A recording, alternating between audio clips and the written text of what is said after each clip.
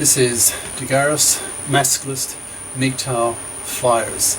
That is 2 3-page essays on the themes of masculism and MGTOW, written by and read aloud by Prof. Dr. Hugo de Garis. This is flyer number 5-3, entitled The Childish Sadism of Divorcing Fluffies. Description: this flyer decries the childish sadism of divorcing fluffies and threatens women that if they do not pass the FIP test, that is, learning to be FIPs and behaving as responsible adults, then men will take away women's power to contribute to the creation of the gender laws. Flyer itself: the childish sadism of divorcing fluffies. Sometimes I try to put myself into the mindset of divorcing fluffies, trying to imagine how they are able to financially massacre their ex-husbands, ruin their lives, and then in many cases even have divorce parties to celebrate their callous sadism. I find this behaviour of divorcing fluffies so callous, so irresponsible, so immature and childlike that it shows, at least for me, that females are incapable of being given adult responsibility in managing a marital breakup. They behave too immaturely to make responsible decisions for the whole community. So by default, if women are incapable of making these decisions, then men will have to do it. There is no other choice, since there are only two sexes. Of course, there are other social groups involved in this callous behaviour of the divorcing fluffies. The worst are, of course, the male feminist gender politicians who gave these childish women the option of financially massacring their ex-husbands in the first place. These gender politicians need to be voted out of office by a bloc, B-L-O-C, a bloc male vote, and be shamed out of office by being massively harangued in the broadcast media by politically minded masculists. And in parentheses, don't expect the politically impotent MGTOWs to do anything on that score.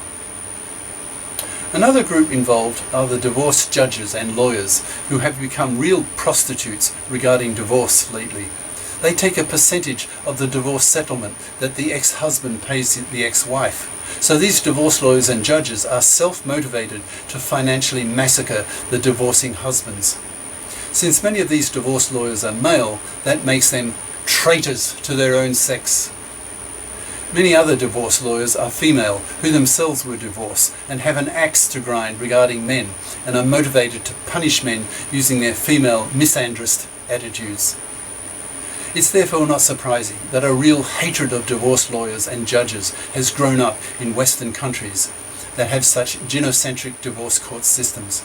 You have probably heard of the lawyer jokes that express this hatred. For example, what do you call 1,000 lawyers chained together at the bottom of the ocean? A good start. Enormous moral pressure is now being applied against fluffies and fluffy feminists by the masculists to get off their fat parasitic asses and become FIPs, financially independent persons. Otherwise, they will not get a man. MGTOWs and masculists refuse to have relationships with such childlike, irresponsible females and let them continue to rot on the shelf to extinction. As time passes, it will become clearer to what extent women can become responsible adults, that is, economically self-sufficient, FIPs, F-I-P-S, financially independent persons, pulling their own economic weight. If most women pass the FIP test, that is, can women learn to become FIPs and pull their weight, then men will be less inclined to take over the gender reins of society, the way they did for most of history, until the 1970s, when the male feminist gender politicians gave women real possibilities for creating a gynocracy that today's society has largely become. If women's true nature turns out to be parasitic on men, and the evidence so far seems to point strongly in that direction, then men will have no choice but to take away women's gynocentric power and return society to a more adult, more responsible set of gender norms, where men are not financially massacred in the divorce courts, where men have the paternity rejection right, where the gender laws are made men fair across the board, etc. Maybe women's true nature is to be parasitic on men, given that they probably evolved that way, if one considers the socio-biological evidence. But on the other hand, the human brain is flexible and can often learn to counter innate instinctive drives. If women are genetically programmed to have wet vaginas when faced with rich, powerful males, then they may also be programmed to behave like adult, responsible females through fear of social rejection and being shunned if they are not. The fear of the Fluffies of being made manless and being socially shunned may be stronger than their genetically programmed reaction towards rich, powerful males. That's a possibility. The jury is still out on this question. Too few women have been seriously confronted by powerful moral pressure on women to be FIPs by a powerful, dominating Masculist/MGTOW movement, for the simple reason that these men's-led movements are relatively new and are, in many respects, a reaction, a male backlash against the rise of fluffy feminists who have only relatively recently been establishing their gynocentric standards. But masculism, MGTOW, is rising and rising. In a mere few years, the main ideas of these movements will be commonly known, including known by women. It's only a question of time before nearly all women notice how desperately short is the supply of, quote, good men. That is, traditional men who expect to be manslaved by a fluffy wife.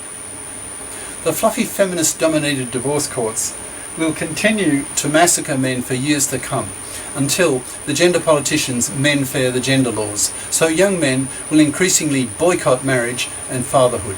Today in the US, 70% of young men under 35 refuse to marry and have kids. In a decade, probably that number will be over 90%, meaning that only one young woman in 10 will have a baby.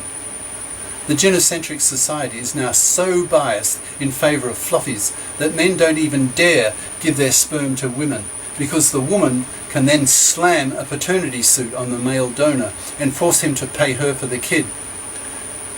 This is massive irresponsibility on the part of these fluffy donee mothers. With the MGTOW/Masculist crashing the birth rate and the population size, wiping out the US population in a mere century or less, sooner or later the gender politicians will be forced to men-fair the gender laws. If over the time that takes, if women continue to behave like childish sadists in regard to their ex-husbands, then they will pay a heavy price. They will be treated as irresponsible children because they behave like irresponsible children, and will have their former gynocentric power taken away from them.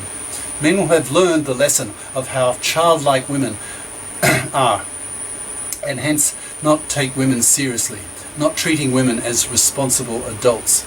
This male attitude will be fully justified because when women had the opportunity to show their adult responsibility, when they had gynocentric power, that is today, they abused it and behaved in childish, irresponsible ways, and thus failed the FIP test.